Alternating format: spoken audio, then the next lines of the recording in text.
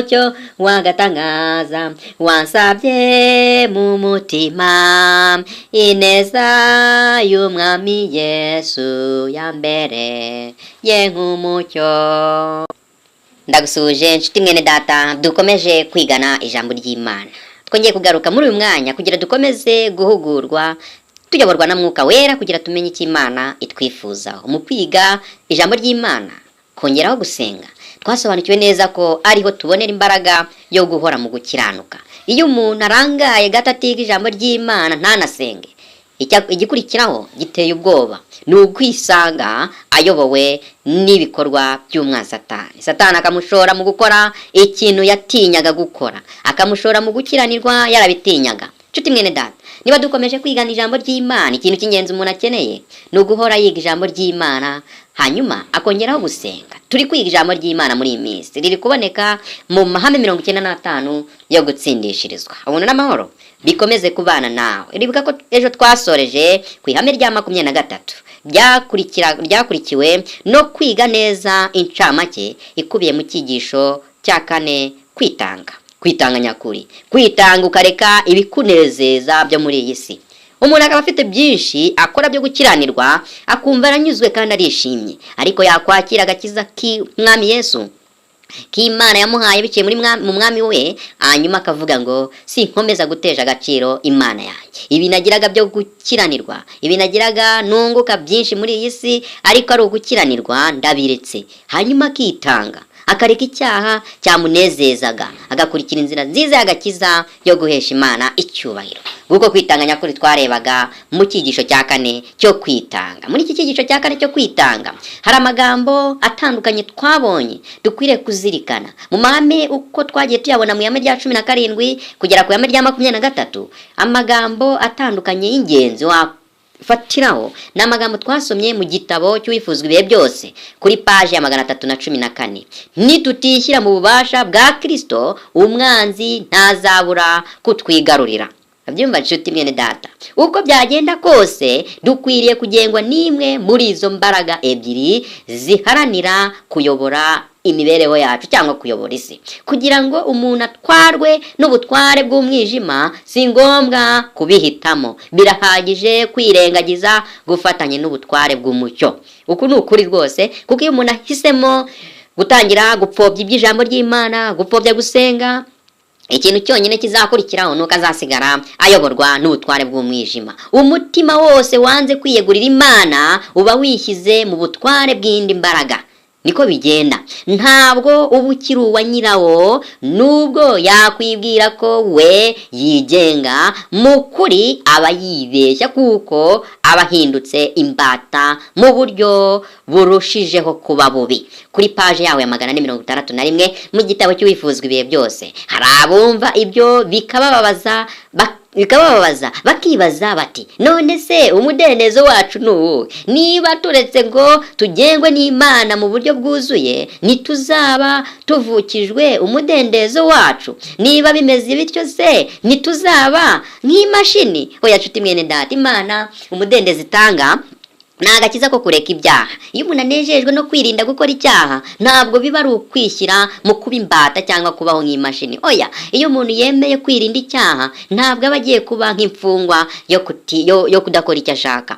Iyo umuntu asobanukiwe ingaruka nziza ziva mu kwirinda icyaha, akuramo inyungu zo kubona amahoro y'umutima, kandi ni nacyo gikenewe cyane. Niba hari ikintu umuntu ashobora kwifuza mu buzima bwe bwose bwo muri iyi si, ni ukugira amahoro y'umutima. Iyo umuntu abayeho nta mahoro y'umutima, niyo yatunga ibimeze bite, niyo yarya ibimeze bite, niyo yabana n'abameze bate, abuze amahoro yo mu mutima, ntacyo bizabimumariye. Ariko uko kwitanga twasobanukiwe muri iki cyigisho cya 4, ni ugufata icyitwaga cyiza kigutandukanya n'Imana ukakireka, hanyuma ugafata icyiza kiguhuza n'Imana, ukaba ari cyo wimika mu mibereho y'ukuri. Ariko twabonye ko kenshi hari impamvu ituma abantu batitanga by'ukuri. Ugasanga umuntu yiyemeje ko agiye kureka icyaha, agiye gufata umurongo mwiza wo kubana n'Imana umunsi ku wundi, ariko ugasanga ntibiri gushyikirwa, ntabigereho. Niye mpamvu kenshi baribaza bati, mu magambo twize mu gitabo cyo kugana Yesu kuri paji yawe 38,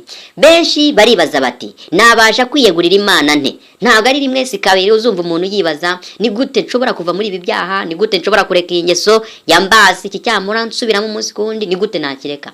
Benshi barabyibaza. Ariko noneho hari ikintu gitangaje twabonye hano mu kugana Yesu kuri paji yawe 38, gati mwifuza kwiyegurira Imana nyamara mukaba abanyantege nke. Biterwa n'iki? Muri imbata zo gushidikanya ndetse mugengwa na kamere y'ibyaha mwamenyereye. Ngibyo amasezerano n'ingamba mufata ni nk'inzu z'ibitagangurirwa. Nimushobora gutegeka intekerezo zanyu, guhubuka mugira, ndetse ntimwakwibuza ibyo mukunda. Nshuti mwene data, niba wumvise aya magambo twabonye mu kugana Yesu kuri paji ya 38, kenshi abantu impamvu batagera ku kwitangira Imana by'ukuri kugira babane n'Imana by'ukuri, babaye imbata z'ibyo bamenyereye. Usanga umuntu yarabaye imbata z'ibyo yamenyereye, kandi kenshi ugasanga yubakiye ku gushidikanya. Niba umuntu adafite gushidikanya nk'uko twabyize mu byigisho, umuntu afite gushidikanya nk'uko twabyize mu byigisho bibanza, kwizera nyakuri ntabwo kuzaba mu mutima we. Twabonye ko kwizera ari umusaruro uturutse ku ijambo ry'Imana yakiriye akimika mu mibereho ya buri munsi. Kwizera ni umusaruro, kwizera ni ingaruka. Kwizera guva ku musaruro w'ibyo umuntu yashyizeho umwete. Niba hari ijambo ry'Imana wumvise ukumva icyo rigusaba, ngicyo icyo ugiye gukora ni ukuribagarira ukoresheje guhora uritekereza, urishyizeho umutima, ukabigerekaho gusenga, nyuma hakaboneka umusaruro wo kwizera. Rero umuntu yafite gushidikanya nk'uko tubibona hariya, ntabwo azashobora gukura kamere ye mu mibereho ya buri munsi. Niba umuntu afite na kamere y'ibyaha yamenyereye gukora, akumva ahora anejejwe nabyo adashobora kubireka, ntabwo ashobora kunezeza Imana, ntabwo ashobora kwemera kubana n'Imana. Kenshi ikizakurikiraho nuko aziyemeza kubana n'Imana no kureka icyaha, bikamera nko kubaka inzu z'ibitagangurirwa. Niba uzi inzu z'ibitagangurirwa, igikomyeho cyose kirayisenya. Ni nayo mpamvu rero umuntu utariyegura Imana by'ukuri, afite gushidikanya no guhora kunze cya cyaha yahozemo, aziyemeza kubana n'Imana ejo abivemo, yongere yiyemeze kubana n'Imana ejo abivemo. Nk'uko inzu z'ibitagangurirwa zubakwa ejo zigasenywa, igitagangurirwa kikongera kikabyuka cyubaka, mu kanya bakabigonga bigasenyuka. Ngibyo rero ibiba ku muntu utariyemeje kuzinukwa, kuba imbata y'icyaha no kugira gushidikanya muri we ngo abirandure mu mutima we, hanyuma yimike kubana n'Imana mu mibereho ye ya buri munsi. Ariko rero hari humure nk'uko twabibonye. Kumva no kumvira birakiza. Gukira k'umuntu guturuka ku kumvira, ariko kumvira k'ukuri ni ukumvira ijambo ry'Imana, ijwi rya Mwuka Wera rivugira mu mutima wawe, za ntekerezo zawe zigahitamo kumva no kumvira icyo Imana ikwifuzaho. Ndagusuje nshuti mwene data, dukomeje kwigana amahame 95 yo gutsindishirizwa. Muri uyu mwanya tugiye gukomeza twiga ihame rikurikira iryo twasoje. Waba wibuka ihame twasoreje ku ihame rya 20. Ryari ryiza, ni ihame ryatwerekaga ko amahitamo umuntu agira ariyo amugiraho ingaruka. Twabonye ko muri iri hame rya 20 tugomba guhitamo ugomba gutwara imibereho yacu ya buri munsi. Iyo umuntu ahisemo nabi mu mibereho ye ya buri munsi, usanga ingaruka zigera ku buzima bwe. Ese wasanze ugomba gutwarwa nande mwene data? Gutwarwa n'Imana cyangwa Satani? Ububasha bwonyine dufite nubwo guhitamo utuyobora. Iryo ryari hame rya 20. Umuntu ahitamo gutwarwa na Satani igihe yemeye gukomeza kwimika ingeso ye yita ko yamunaniye mu mibereho ya buri munsi. Iyo ngeso agakomeza kuyigira biroroshye, hanyuma akazisanga mu ngaruka zikomeye kuko yitandukanije n'Umuremyi. Nshuti, uyu mwanya tugiye gukomeza tureba ihame rya 21. Ni ihame ryunganira iri twasoje rya 20, kuko iri hame ryatugaragarije ko amahitamo meza tukwiriye kugira ari ukuyoborwa n'Imana. Tukemera ko tukwiriye kuyoborwa n'Imana, nitube abo guhitamo ku uyu munsi dukiranuka cyangwa ejo ngo twongere dukore ibyo gukiranirwa. Oya, nk'uko twabibonye mu Baroma, twabonye ko umuntu agomba guhitamo rimwe, agahitamo gukiranuka, kureka icyaha, akongera akareka kubana na Satani. Kubana na Satani ni ukuhe? Ni uguhitamo ko akuyobora intekerezo zawe, niwumvire Mwuka Wera, niwumvire rya jwi rikubwira ngo icyo ugiye gukora ni icyaha. Iyo umuntu yemeye ko iryo jwi ritsikira, iryo jwi ntirikorere mu mibereho ya buri munsi, aba yemeye kuyoborwa na Satani mu cyimbo cyo kuyoborwa n'Imana. Nta yandi mahitamo ahari rero. Yesu nawe yarabivuze ati, uwo tutabana ni umwanzi wanjye. Amahitamo tukwiriye kugira rero ni ukwemera kugengwa na Mwuka Wera Yesu yatwoherereje. Urugamba rwose wahura narwo muri ubu buzima, iyo udafite Yesu, uyoborwa na Satani. Nshuti mwene data, dukomeje kwigana amahame 95 yo gutsindishirizwa. Muri uyu mwanya uhuguke kandi ube maso, tubane mu kwiga iri hame rya 21. Mbere yuko turikomeza, twicishe bugufi, twubaha Imana, dusenge.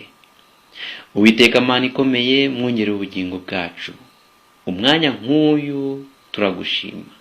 Turagushimira urukundo rwawe rubana natwe uko bwije n'uko bukeye, ukaturinda kuva tutarakumenya.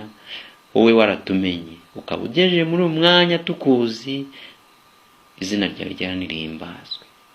Uyu mwanya tugize w'umugisha wo kurondora mu byanditswe, turagusaba ngo bane natwe, ntabaritwe Mana, ahubwo Mwuka wawe Wera ari ubana natwe, atwigishe, maze nituza gusoza mu mahoro twungutse ibifasha ubugingo bwacu.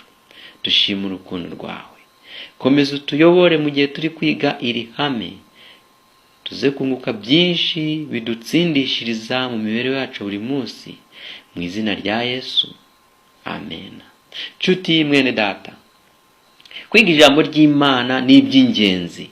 Iyo ubayeho mu mibereho yo kutamenya ijambo ry'Imana, ukabaho utagira gutya ngo wumve ijambo ry'Imana, ingaruka izakubaho ni yuko uzisanga cya kindi watinyaga gukora kubera icyaha ari cyo uri gukora kikunejeje.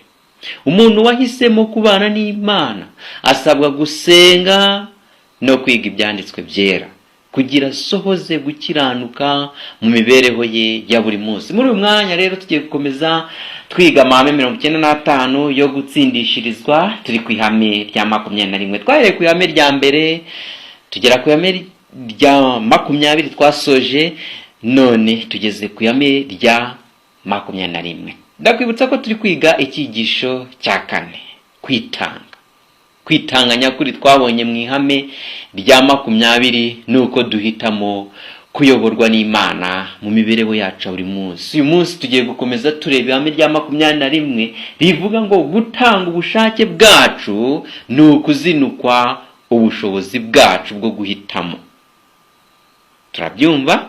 Gutanga ubushake bwacu ni ukuzinukwa ubushobozi bwacu bwo guhitamo. Nyamara tugomba gukoresha ubwo bushobozi ngo tuzinukwe ubwo bushobozi bwacu bwo guhitamo. Nshuti, tugomba kuzinuka ubushobozi bwacu bwo guhitamo ku byerekeye imyifatire. Nyamara nibwo dukoresha tunoza umubano wacu n'Imana. Iyi nsanganyamatsiko y'ihame rya 21 iyo urisomye winjira mu mibereho yawe ya buri munsi, hanyuma ugashaka kandi ukibaza icyo rishatse kukubwira. Gutanga ubushake bwacu ni ukuzinukwa ubushobozi bwacu bwo guhitamo. Ese uhitamo gute? Uyu mwanya duhuguke njyewe nawe, maze dusobanukirwe icyo Mwuka Wera ashaka kutubwira, kugira tugendere mu gukiranuka. Reka turebere hamwe mu bushishozi bwinshi amagambo aboneka mu gitabo cyo kugana Yesu. Iyo dusomye ara mu gitabo cyo kugana Yesu kuri page ya 37 ni page ya 38, tuhasanga amagambo benshi bakunda guhura nayo mu mibereho yabo ya buri munsi, ukibwira ati imibereho yanjye izahajwe n'iki? Benshi baribaza bati nabasha kwiyegurira Imana nte? Kwifuza kuyiyegurira nyamara mukaba abanyantege nke. Reka dusubiremo kuri paji ya 37. Niba ufite igitabo cyo kugana Yesu, bumbura kuri paji ya 37, turasoma no kuri paji ya 38. Benshi baribaza bati nabasha kwiyegurira Imana nte? Mwifuza kuyiyegurira nyamara mukaba abanyantege nke, muri imbata zo gushidikanya ndetse mugengwa na kamere y'ibyaha mwamenyereye. Aya magambo nshuro turi kuyumva, tuyasubiremo. Umuntu kenshi aribaza ati nabasha kwiyegurira Imana nte? Niba waratangiye urugendo rwo kubana n'Imana, nta kuntu waba utaribajije ikibazo nk'iki: nabasha kwiyegurira Imana nte? Iki kibazo benshi barakibaza, ariko mwifuza kwiyegurira Imana nyamara mukaba abanyantege nke. Kubera iki? Muri imbata zo gushidikanya ndetse mugengwa na kamere y'ibyaha mwamenyereye. Amasezerano n'ingamba mufata ni nk'inzu z'ibitagangurirwa. Ntimushobora gutegeka intekerezo zanyu, guhubuka mugira ndetse ntimwakwibuza ibyo mukunda. Ngaka kaga kari ku bantu benshi. Mwifuza kwiyegurira Imana nyamara mukaba abanyantege nke. Kubera iki? Muri imbata zo gushidikanya ndetse mugengwa na kamere y'ibyaha mwamenyereye. Amasezerano n'ingamba mufata ni nk'inzu z'ibitagangurirwa. Nshuti, waba uzi inzu z'ibitagangurirwa uko zimeze? Ngaya amasezerano n'ingamba abantu benshi muri iki gihe bari gufata. Ese ayo masezerano ni ukubera iki agenda gutyo? Ntimushobora gutegeka intekerezo zanyu, guhubuka mugira ndetse ntimwakwibuza ibyo mukunda. Nshuti mwene data, turi kwigana iri hame. Ikintu umuntu akeneye ni ukubanza gusobanukirwa ibyo akunda. Ese ibyo akunda ni byo Imana ikunda? Igihe umaze kumenya ko icyo ari icyaha, inyungu zose wari ugifitemo zirarangira, hanyuma ugahesha Imana icyubahiro. Kwibuka amasezerano mutakomeje nibyo mwagombaga gukora mutasoje, bituma namwe rwose mwishinja ko mutari abanyakuri, maze mugatekereza ko n'Imana idashobora kubemera. Tugaruke rero nshuti yanjye mwene data, Imana n'urukundo. Abenshi bibuka ko amasezerano batasohoje n'ingamba bagiye bafata, ibyo ngibyo n'Imana ariko ibifata. Oya, Imana n'urukundo, n'urukundo rwose, ntabwo ariko ibifata. Aya magambo nyemerera twongere tuyasubiremo hariya mu kugana Yesu, paji ya 37 na paji ya 38. Iki gika twongere tugisubiremo. Benshi baribaza bati nabasha kwiyegurira Imana nte? Mwifuza kuyiyegurira nyamara mukaba abanyantege nke, muri imbata zo gushidikanya ndetse mugengwa na kamere y'ibyaha mwamenyereye. Amasezerano n'ingamba mufata ni nk'inzu z'ibitagangurirwa. Ntimushobora gutegeka intekerezo zanyu, guhubuka mugira ndetse ntimwakwibuza ibyo mukunda. Kwibuka amasezerano mutakomeje n'ibyo mwagombaga gukora mutasohoje, bituma namwe rwose mwishinja ko mutari abanyakuri, maze mugatekereza ko n'Imana idashobora kubemera.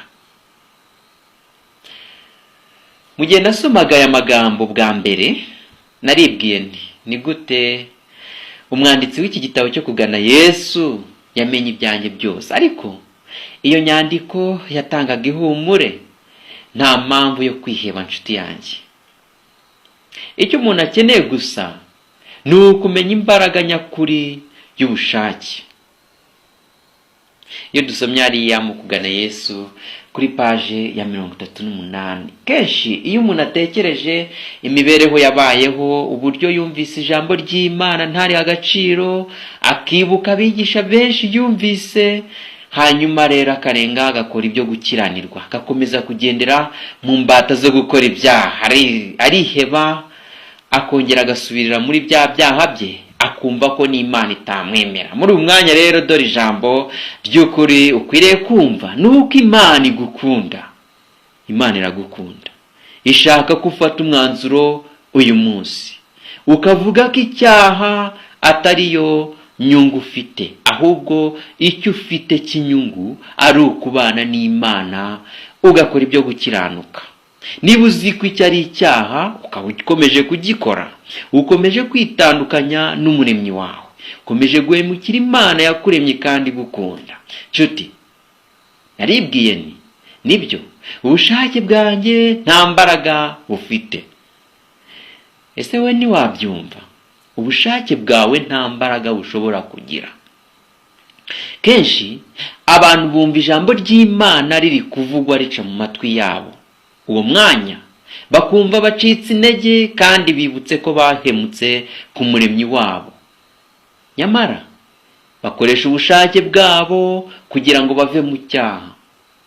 Nyuma y'iminota mike bahura n'abantu bake, bagahura n'ibikorwa bike, bakibagirwa rya jambo ry'Imana, bakongera kwisubirira muri bya byaha, irari ry'umubiri rigakomeza kubabata, bagakomeza gukora icyaha cyose bishakiye. Nshuti mwene data, turi kwigana iri hame. Ndagusaba ko kubana n'Imana bidakwiye gukinishwa. Ntabwo ukwiriye kubibamo aka kanya cyangwa se ngo bibemo ejo bundi ubivuyemo. Iyo dusomye muri Matayo igice cyaho cya 16 umurongo wa 24, hari amagambo Yesu yavuze ari kubwira abigishwa be, abibutsa ko kugira umuntu agendane na Yesu mu mibereho ya buri munsi akwiriye kwikorera umusaraba we. Ese umusaraba ni iki? Ntabwo ari igiti nshuti yanjye, ntabwo ari igiti uzagenda ngo ubaze hanyuma ujye ugenda ukikoreye. Umusaraba, kubabazwa gute? Ni ukubabazwa no kureka icyaha cyakunezezaga. Iyo umuntu yemeye kuzinukwa icyamunezezaga cyo gukiranirwa, akemera kubabara mu buryo ubwo ari bwo bwose kugira yubahisha Imana, nguwo umusaraba. Matayo igice cya 16 umurongo wa 24, maze Yesu abwira abigishwa be ati, umuntu nashaka kunkurikira yiyange, yikorera umusaraba we ankurikire. Nshuti, ese warangije kwiyanga ubwawe? Kwiyanga gute? Ni ukureka icyo cyaha kikunezeza, hanyuma ukacyanga, ukamenya ko inyungu ukura muri icyo cyaha ari ugukiranirwa. Hemuka ku Mana yawe ndetse ugahemuka no kuri mugenzi wawe. Nshuti, umubabaro wose umuntu akwiriye kugiraho muri iyi si nyakuri ni uwo kureka icyaha. Hitamo neza, uhitemo kuyoborwa n'Imana. Magambo tubonye hariya mu kugana Yesu kuri paje ya 37 atwereka ko kenshi umuntu ahitamo kubana n'Imana, nyamara irari ry'umubiri rigakomeza kumubata, agakomeza guhitamo kwibera mu gukora icyaha kubw'inyungu z'iyi si abonamo, nyamara zizamujyana muri Gehinomu no kuba hatandukanye n'Imana. Nyamara hari ihumure umuntu akwiriye kubonera hariya kuri paje ya 38 mu kugana Yesu, rivuga ko Imana atari ko ifata umuntu ihora itegereje ko umuntu ahindukira akumvira ijwi ry'Imana rimuhamagara umunsi ku wundi. Nta muntu uwo ari we wese ushobora gukora icyaha atabanje kwakira ijwi rimubwira ko icyo agiye gukora ari icyaha. Umuntu rero wahisemo kubana n'Imana yumvira rya jwi rimurarikira kureka icyaha. Ikintu umuntu akeneye mu by'ukuri ni ukumenya imbaraga nyakuri z'ubushake. Ese imbaraga nyakuri z'ubushake ni izihe? Iyo dusomye hariya nanone mu kugana Yesu kuri paji ya 38, ikiri ku isonga mu miterere y'umuntu ni ubushobozi bwo gufata umwanzuro no guhitamo. Iki kintu nta muntu kitaba mu mutima, umwanzuro umuntu ashobora kuwufata, agafata umwanzuro wo guhitamo, agahitamo ko atazongera gukora iki cyaha. Nubwo umuntu ashobora guhangara akabeshya abantu ko icyaha cyamunaniye, ntibibaho. Icyaha iyo umuntu afashe umwanzuro arakireka akagicikaho, ntazongere kugikora. Icyaha cy'uburyo ubwo ari bwo bwose umuntu agicikaho kuko afashe umwanzuro wo kugicikaho. Umuntu afite amahitamo meza Imana yamuhaye yuko ashobora kwifatira icyemezo mu mibereho ye ya buri munsi. Ayo mahitamo yakoreshejwe nabi niho usanga umuntu akomeza kuba imbata y'icyaha, bikarangira akibatiza ko ari akageso kamunaniye. Oya nshuti mwene data, ntabwo ukwiriye kuba imbata y'icyaha, ahubwo ukwiriye gukomeza kwemera kuyoborwa n'Imana, kumvira rya jwi rikubwira ngo icyo ugiye gukora ni icyaha. Turi gukomeza kureba aya magambo ari mu kugana Yesu kuri paje ya 37 na paje ya 38. Ndakwibutsa ko turi kwiga icyigisho cya 4, kwitanga. Se kwitanga nyakuri ukeneye kugira nukuhe? Gitekerezeho. Turi kwiga ihame rya 21 rivuga gutanga ubushake bwacu, ni ukuzinukwa ubushobozi bwacu bwo guhitamo. Nshuti, reka twumve neza uyu murongo icyo tubwira. Gutanga ubushake bwacu ni ukuzinukwa ubushobozi bwacu bwo guhitamo. Ubushobozi bwacu bwo guhitamo ni ubushobozi buhitamo gukora icyaha. Amahitamo ugira kenshi uzasanga ari uguhitamo inzira yo kunezeza irari ryawe, yo kunezeza icyizere cyawe gipfuye. Umuntu abura icyizere ku Mana akagishingira ku bantu, abura icyizere ku Mana akagishingira ku byo atunze. Nshuti, ubaye ushingiye icyizere ku Mana, wahitamo gutanga ubushake bwawe, hanyuma ubwo bushake Imana ikabukoresha igushoboza guhitamo kubana nayo. Nshuti, iyo umuntu ahisemo kubana n'Imana, nta kirari cy'umubiri kimutsinda, ahora atsindishirizwa kuko imbaraga y'Imana irahari. Ijwi ryayo rihora rikomanga mu mutima rikubwira ngo aho ugiye ni icyaha, hanyuma waryumvira ukawutsinze imitego y'umwanzi Satani. Dukomeje kwiga rero ihame rya 21, gutanga ubushake bwacu ni ukuzinukwa ubushobozi bwacu. Ubushobozi bwacu ni ubuhe? Ni ubwa bushobozi bwo guhitamo kwibera mu cyaha, ushingiye ku byo ubonamo bikunezeza, nyamara ingaruka zabyo ari ukukuza amahoro, ingaruka zabyo ari ukugugusha mu gutandukana n'Imana. Nshuti, nyamara tugomba gukoresha ubwo bushobozi ngo tuzinukwe ubwo bushobozi bwacu bwo guhitamo.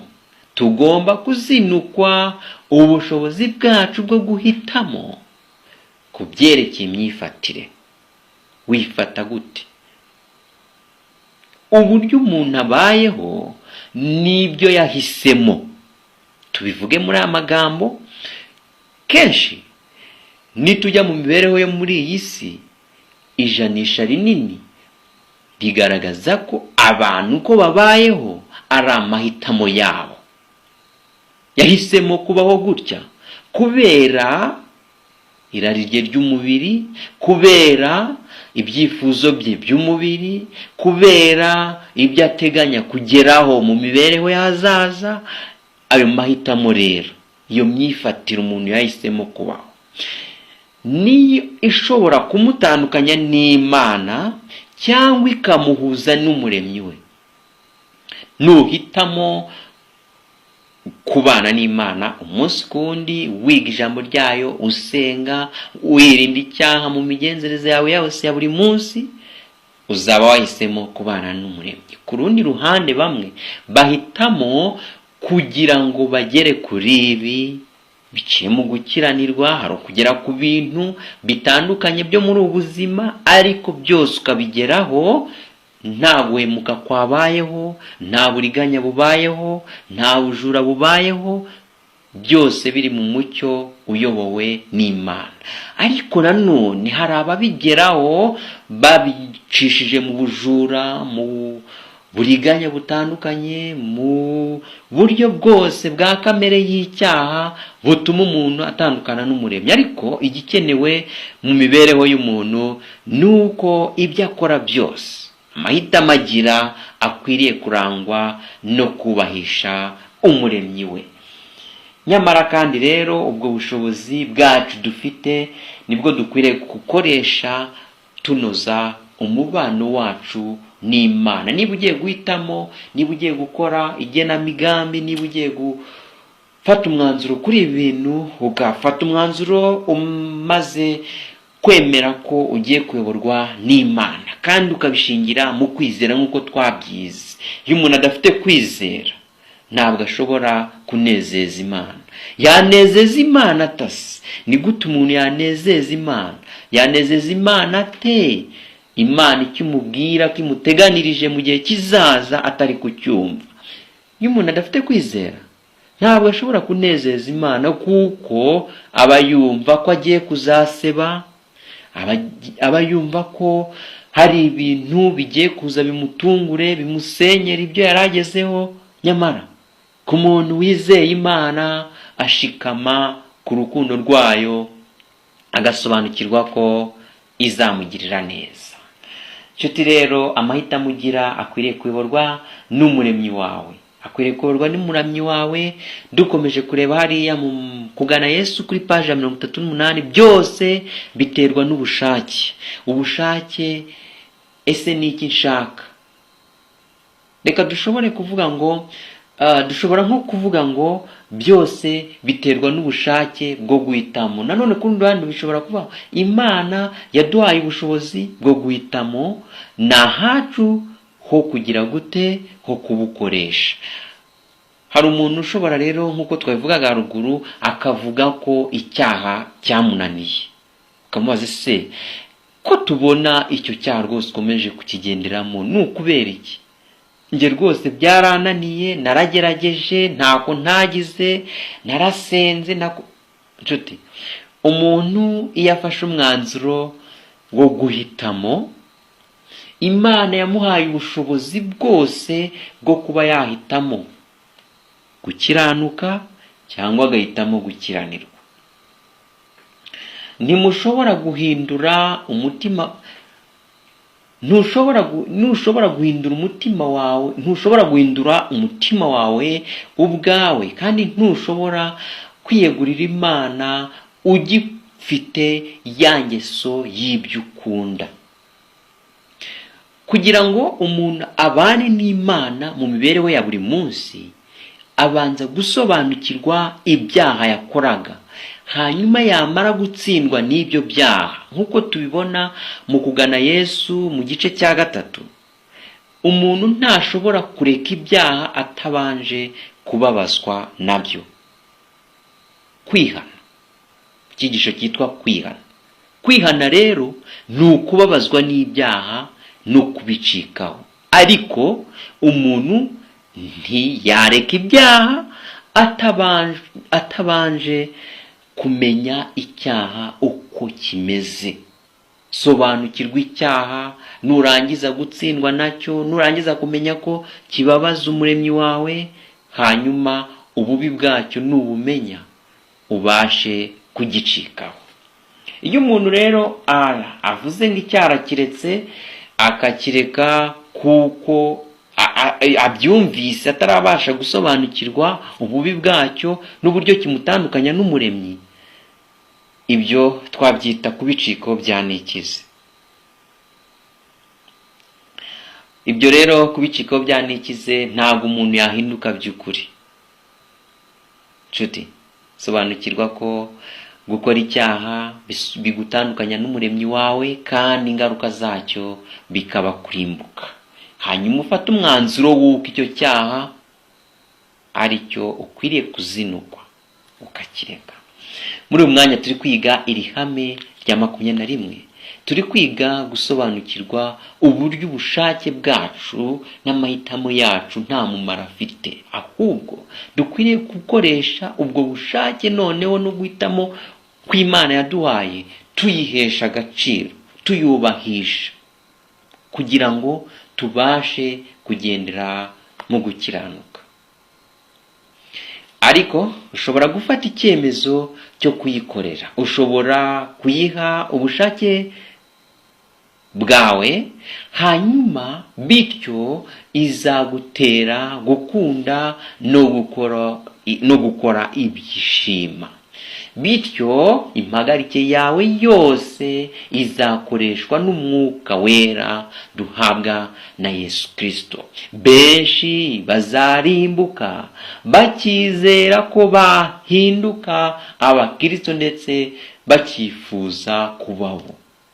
Ni ukuri, ikintu abantu benshi bagiye kuzabona ni uko bagiye kuzisanga bari kurimbuka, nyamara bari bacyumva mu mutima wabo, bumva bashaka kuba abakristo, bashaka kuva mu byaha.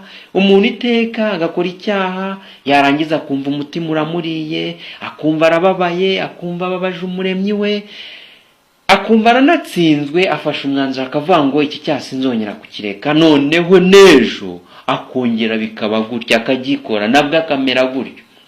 Niho hano aya magambo ari kuvuga ngo abantu benshi bazarinda barimbuka bumva bari bafite ubushake bwo kureka icyaha, ndetse bumva bakifuza kuba abakristo, ariko nyamara ntacyo bizaba kibamariye.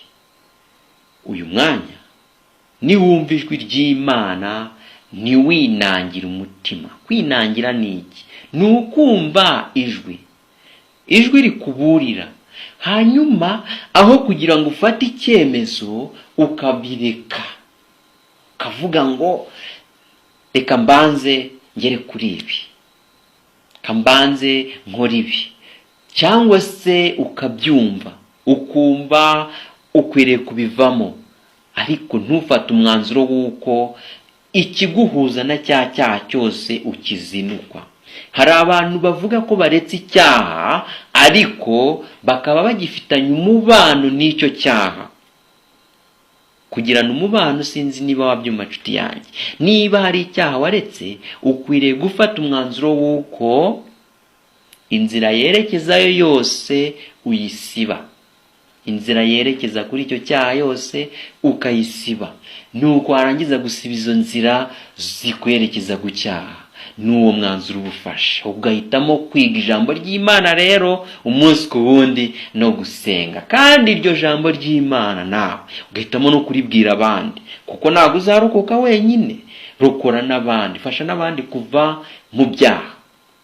Nshuti mwene data, turi kwigana iri hame ryiza cyane ukwiriye kumvira mu kwizera, ugasobanukirwa ko icyaha ari cyo gikomeje kurimbuza abantu, kubagusha mu mitego itandukanye, kubababaza no kubageza mu gahinda k'uburyo ubwo ari bwo bwose. Iyo umuntu ahisemo kubana n'Imana kandi ayizeye, ntabwo ashobora kubura umunezero Imana itanga. Amahoro Yesu aha abantu be ntagira urugero wayageramo. Iyaba umuntu wese yahitagamo kubana n'Imana, akirinda icyaha mu mivugire, mu bikorwa, mu ntekerezo no mu migambi agira, isi yagira amahoro. Icyo gihe Satani yaba atsinzwe, ntaho yaba asigaye. Nyamara ku isi haracyari umugabane munini w'abantu ukinejejwe no gukora icyaha. Umuntu arakora icyaha kabona nta n'icyo bimubwiye, akomeje ubuzima bwe, arakomeje, ndetse yongeyeho n'ibindi biruta ibyaha yari yakoze. Nshuti, umutima udatsindwa ngo wumve ko wakoze icyaha, uba waratutse Umwuka Wera. Nawe ntuzigere ugeraho wumva ko udatsinzwe n'icyaha wakoze. Ca bugufi wemere ko ntacyo uri cyo. Iyi si y'imitsi mike ufite kuri iyi si ntabwo ukwiriye kuyibaho ukora ibyaha, ntabwo ukwiriye kubaho uri ruvumwa kubera ibyaha, ahubwo emera kuyoborwa n'Imana yawe, wunguke byinshi bikugeza ku gukiranuka nyakuri. Nshuti mwene data, rero dukomeze kureba ariya magambo ari mu kugana Yesu kuri paje ya 37 na 38, ari kudufasha kumva neza iri hame rya 21 mu cyigisho cya 4, kwitanga. Twatangiye dusobanukirwa ko kwitanga nyakuri, kwitanga nyakuri ni ukureka ingeso zose za kamere, ukimika ingeso nziza za Mwuka Wera. Ingeso za kamere nizi, ibuka ko twize amagambo, twasomye amagambo agaragara hariya mu Bagalatiya igice cyaho cya 5 umurongo waho wa 19 kugeza ku murongo wa 21. Ingeso za kamere twarazibonye, nawe uze kubumbura Bibiliya uhasome. Twongera tubona n'ingeso nziza za Mwuka Wera umuntu yakiriye amaze kwemera kuyoborwa n'Umwuka Wera. Tubona ko ziboneka ari mu Bagalatiya igice cyaho cya 5 umurongo waho wa 22. Ubu n'amahoro nshuti mwene data, byose Imana ikomeze ibikugezeho, kandi ugire umugisha muri byose ukorera muri iyi si birimo gukiranuka, ukoresheje neza ubushake bwawe, cyangwa tuvuge ko ukoresheje neza guhitamo kwawe. Guhinduka gukomeye kwagaragara mu mibereho yawe iyo wiyeguriye Yesu Kristo n'ubushake bwawe bwose, cyangwa se n'ubushobozi bwo guhitamo kwawe. Uba wifatanije n'imbaraga ikomeye cyane kuruta iz'abatware bose, ndetse n'ubushake bwose bwo ku isi. Imbaraga yo hejuru izakumanukira itume udahungabana. Muri ubu buryo, nugumya kwishyira mu biganza by'Imana ibihe byose, uzabashishwa kubaho mu bugingo bushya. Nibwo bugingo kandi bwo kwizera. Tubigarutseho kwizera. N'amagambo ari hariya mu kugana Yesu kuri paje ya 38. Nshuti, iyo umuntu atahisemo kubana na Yesu Kristo, kumva ko ntacyo we yakwishoboza, ahubwo ibyo akoze byose agakora uko yishakiye. Niba hari icyo atekereje yumva cyamugirira umumaro, akagikora atabanje no kugisha umutima inama ngo yumve ko kitazamugiraho ingaruka zo gutandukana n'Umuremyi. Nshuti, uwo ntabwo aba ayoborwa n'Imana, ahubwo umuntu uyoborwa n'Imana atekereza icyo agiye gukora n'icyo agiye kuvuga byose, akibuka ko akeneye gusubizwa n'Imana mu byo avuga, mu byo akora. Iyo wemeye kuyoborwa n'Imana, Mwuka Wera aragusanga, yambaraga ikamanuka ivuye mu ijuru, ikakurinda gusohora ijambo ryo gukiranirwa, ikakurinda no kugira imigambi yo gukiranirwa, bityo ugasoza urukundo Yesu Kristo agukunda mu bisi n'abakuzengurutse, mu byo uvuga, mu byo ukora, ndetse no mu byo ugambirira. Niyo magambo tubonye hano mu kugana Yesu kuri paje ya 38. iyo umuntu amaze kwiyegurira ko imbaraga ye y'ubushake bwo guhitamo igengwa na Yesu Kristo, imbaraga yo mu ijuru izamanuka imusabemo, hanyuma abashishwe gukora ibikomeye atakwibashisha ubwe, arimo guhitamo. Nshuti, twabyumvise neza?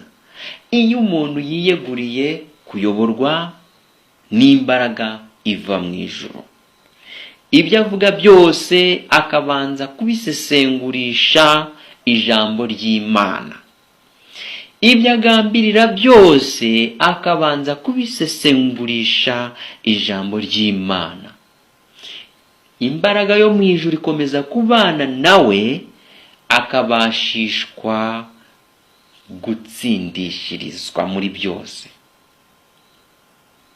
Nshuti, ariko ibyo bishatse kuvuga ko tugomba gukoresha ubushobozi bwacu bwo guhitamo kugira ngo tuzinukwe ubwo bushobozi bwacu bwo guhitamo. Biratangaje, benshi ntabwo bashobora guhita bumva iyi nteruro, ariko irumvikana neza. Bishatse kuvuga ngo tugomba gukoresha ubushobozi bwacu bwo guhitamo. Ni ubuhe bushobozi Imana yaduhaye? Twahawe ubushobozi bwo guhitamo ikibi n'ikiza. Rero kugira ngo tuzinukwe ubushobozi bwacu bwo guhitamo nabi, tugomba gukoresha ubushobozi Imana yaduhaye bwo guhitamo, tukagera ku guhitamo Imana yifuza. Byongeye kandi ni itandukaniro rikomeye hagati y'imyifatire n'umubano. Nshuti, aya magambo ni abiri, imyifatire n'umubano. Hari ukuntu umuntu ashobora kuba agaragaza ko abana na Kristo, Umwami wacu Yesu Kristo. Umuntu reka tubishyire mu buzima busanzwe, ufitanye umubano n'umuntu, ariko uwo mubano ukwiriye gushimangirwa n'imyifatire ugira mu mibanire ye n'uwo muntu. Nshuti, tubyumve neza, umubano ufitanye n'umuntu ushimangirwa n'imyifatire ugirana nawe. Imyifatire ni iki? Iyo ugiye kuvuga, iyo ugiye gukora, wirinda ko icyo wakora cyose cyangwa wavuga cyose cyakura uwo mubano wawe na mugenzi wawe cyangwa n'inshuti yawe. Nuko rero nshuti yanjye, niba hari umubano ufitanye na Kristo, wagize umubano wo kubana n'Imana, ariko imyifatire yawe iteye ite? Imyifatire yawe ikwiriye gusohozwa no kubahisha Umuremyi. Imyifatire yacu isohoza gukiranuka kugira ngo duheshe agaciro uwo nguwo dufitanye umubano nawe. Dukoresha ubwo bushake bwacu bwo guhitamo ku birebana n'umubano. Kristo adutera gukunda no gukora ibyo yishimira. Iyo mbaraga irahari mu gihe dukomeje guhitamo kugirana umubano nawe buri munsi. Iyo umuntu rero ahisemo kugirana umubano ni mu buzima busanzwe, uwo mubano ugirana n'umuntu niwe uzagusobanurira ikibi n'ikiza umuntu yifuza, nuko nawe uwo mubano ukubashishe kumenya ibyo ukwiriye kwirinda n'ibyo ukwiriye gukora, kugira ushimangira uwo mubano ubana n'uwo muntu. Mu yandi magambo, kubana na Kristo ni ukwemera kugirana umubano nawe, hanyuma Umwuka Wera akadusobanurira ibyo Kristo ashaka mu mvugo, mu bikorwa no mu ntekerezo no mu migambi tugira, nuko tugakomeza gushimangira umubano wo gukiranuka, tugasohoza imibereho yacu kuba tuzengurutse mu mvugo, mu bikorwa no mu migambi, bityo bikaba bivuye ku musaruro w'uko twahisemo kugirana umubano na Yesu Kristo. Ibyo byose rero bigaragarira abantu ni imyifatire. Nuko rero umubano udafite imyifatire yo gukiranuka ntabwo izaba isoje gukiranuka kwa Yesu Kristo. Nshuti mwene data, twerekeza ku musozo w'iri hame rya 21 ryiza cyane ryatwibutsaga ko imyifatire yacu, amahitamo yacu, uko dukwiriye kubaho mu buzima bwacu bwa buri munsi bikwiriye kuba biturutse ku kumvira Imana, bikwiriye kuba biturutse ku kubana n'Imana. Ijambo ryose riva mu kanwa kawe rikaba iryo gufasha mugenzi wawe, rikaba iryo gusohoza urukundo rw'Imana wamenye. Ijambo ryose, igikorwa cyose, imigambi yose ikagaragaramo gukiranuka kugira ngo ushimangire ko wamenye Yesu Kristo. Ntabwo tugiye kuzavuga Yesu Kristo gusa ku rurimi, nyamara twagera mu bikorwa byacu, mu mivugire yacu, mu migambi yacu, tugakomeza gukora uko twishakiye. Oya, ahubwo niba dusobanukiwe ko Yesu Kristo ari ugomba kugenga imibereho yacu, tuzarandura icyaha icyo ari cyo cyose mu mvugo, mu bikorwa no mu migambi. Nuko ya myifatire isobanurire abatuye isi bose ko tufitanye umubano na Yesu Kristo. Nshuti mwene data, twubwacu ntidushobora kuzinukwa ubushake bwacu, ariko aribwo bwo kwitanga. Mu by'ukuri ntabwo umuntu we ku giti cye yashingiye ku byo yifuza, yashingiye kugira ngo agaragaze icyubahiro cye, ibyo bishobora gutuma umuntu atandukira akagira gute, akitandukanya n'umuremyi we mu mvugo, mu bikorwa ndetse no mu migambi. Nyamara icyo akeneye ni iki? Ni ukumva ko twubwacu tudashobora kuzinukwa ubushake bwacu bwo kwitanga.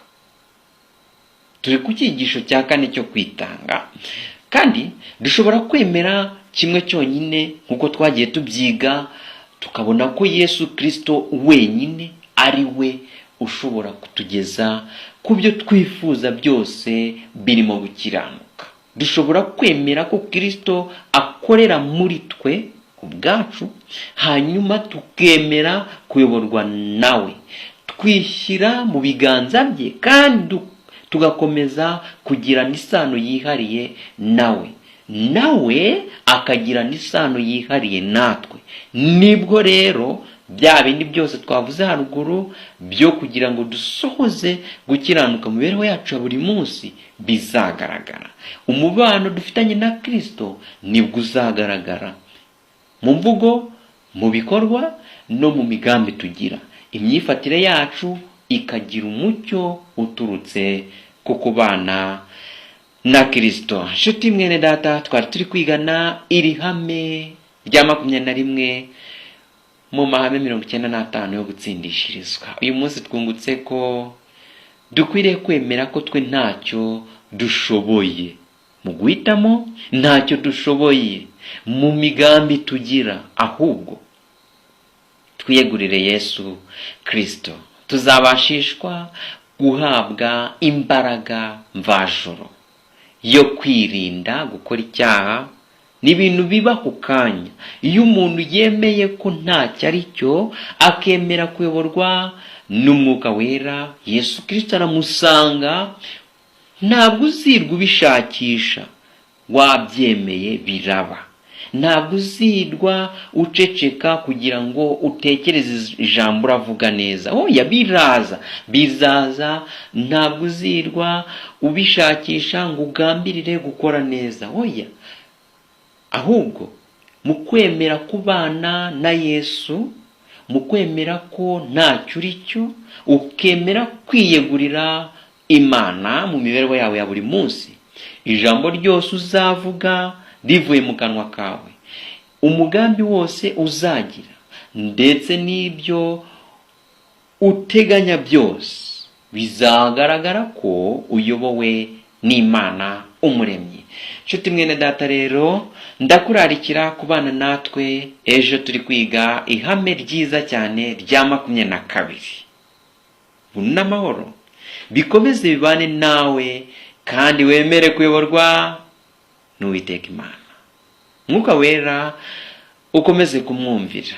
Dore ikirimbuje abantu batandukanye bari mu bibazo bitandukanye, mu ngorane zitandukanye, mu ngaruka zitandukanye zo gukiranirwa biturutse ku kutumvira ijwi ry'Uwiteka Imana. Mwuka Wera araza akabwira umuntu ngo icyo ukoze ni icyaha, ntandabyemere, ntiyemere ko icyo akoze ari icyaha, ngo yicishe bugufi mu mutima we asaba Imana imbabazi. Hanyuma agakomeza guha Satani intebe yo kwicaraho mu mutima we. Nshuti, ibihe turimo ntabwo ari ibihe byo gukomeza gukina n'icyaha. Satani arakora, waba usinziriye waba udasinziriye. Kanguka, kanguka. Igihe usinziriye ube wasinze wiyambaje ko Mwuka Wera kuyobora. Gusinzira mvuga ni ukuhe? Nshuti, muri iyi si hari igihe Satani agutera akakugotesha ibicu.